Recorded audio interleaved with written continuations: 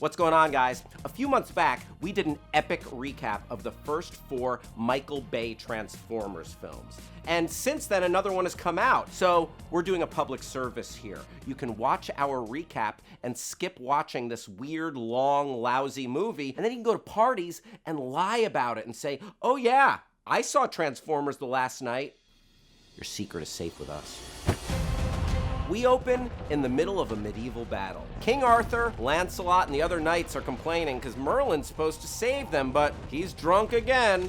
Oh, God, I'm sozzled. Turns out Merlin found a guardian knight transformer who, for some reason, gives him a staff that controls a transformer dragon. Cut to 1600 years later. Random transformers keep arriving on Earth, and a paramilitary force, the TRF, has been created to eradicate them. We kick things off as a feisty kid named Isabella and what I can only assume is a Transformer minion are attacked by Homeland Security AT-ATs.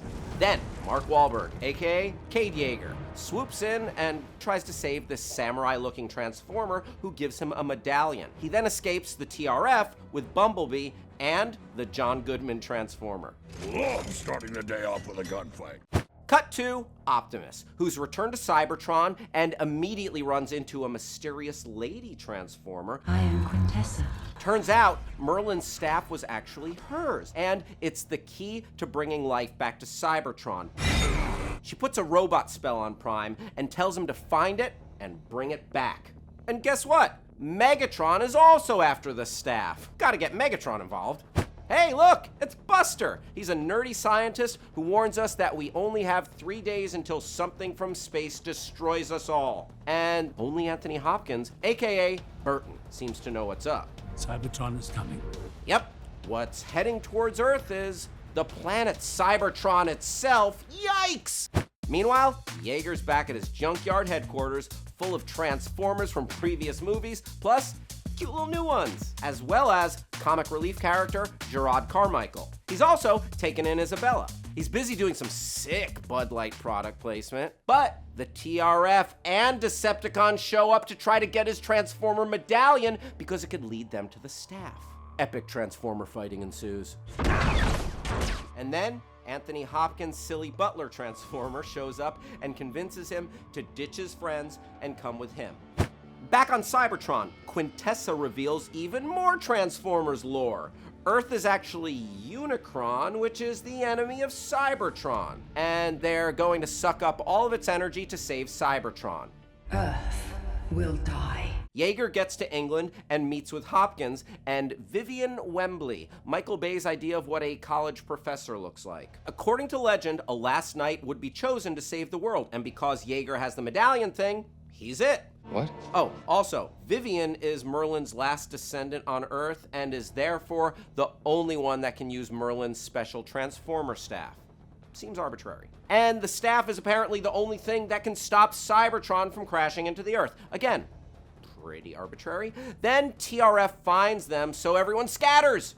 Yeager and Vivian go looking for the staff, while Burton gets on the phone with Simmons, who leads him to a book explaining more dumb Transformers lore. Specifically, that Stonehenge is the exact location that Cybertron is heading. I would have skipped over this, except that during this convo, Simmons gets interrupted by this Transformer that just wants to play basketball with him. Come on, Simmons, you said no work today. Let's get your pale ass legs and go to the beach. Why would a robot want to go to the beach? Isn't like salt water and sand the two of the worst things something made of metal can come in contact with?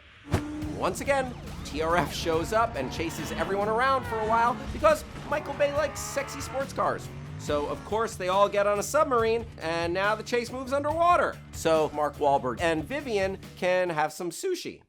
Yep, Cogman literally leaves the ship and comes back with fish to make sushi. Wow, that's great. That's part of this movie. They finally reach a huge Transformer spaceship at the bottom of the ocean and go inside. Vivian and Yeager find Merlin's tomb, and Vivian is able to activate the staff thanks to her Merlin blood. Except they also wake up some sword-wielding guard Transformers until who should arrive?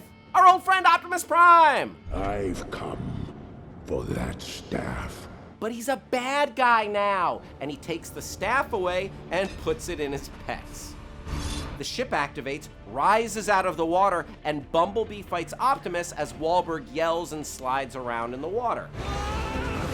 And then, despite being broken for nearly 5 full movies, Bumblebee speaks. I am Bumblebee. And snaps Optimus out of evil mode. Except Megatron shows up and swipes the staff, and then the Guardian Knights show up to execute Optimus. Yikes! But then Jaeger's medallion thing turns into a sword that is somehow powerful enough to absorb the impact of a giant Transformer's full strength, and also makes them all cool with each other again. We must go to Cybertron and destroy Quintessa. Cybertron is attaching itself to Earth at Stonehenge, where Megatron and company are waiting to greet them with the staff. But so is Anthony Hopkins with his scarf. The good guys attack Megatron, who flies away, but not before blowing up Anthony Hopkins, who then dies in the arms of his dumb robot butler. Then everyone else from the movie shows up, including Gerard Carmichael, who we've learned is in the movie for no reason, Isabella in the movie for even less of a reason, and all of the other Transformers. Cue the epic final battle. Autobots, Decepticons, flying around, fighting on the ground. Optimus rides a Transformer dragon, kills all these bad guys with his sword. The Minion Transformer even gets involved. Finally, in the grand finale, Optimus and Bumblebee take out Megatron, kill Quintessa, and Vivian gets control of the staff. The day is saved, and Mark Wahlberg calls this child bro. Did good, bro. The end. Or is it? Because there's a tag with a lady that seems like she might actually be Quintessa? Oh God, are they going to make more of these? I'll see you for the next recap. Thanks for watching. I'm Hal Rudnick. Hit me up on Twitter. Bye-bye.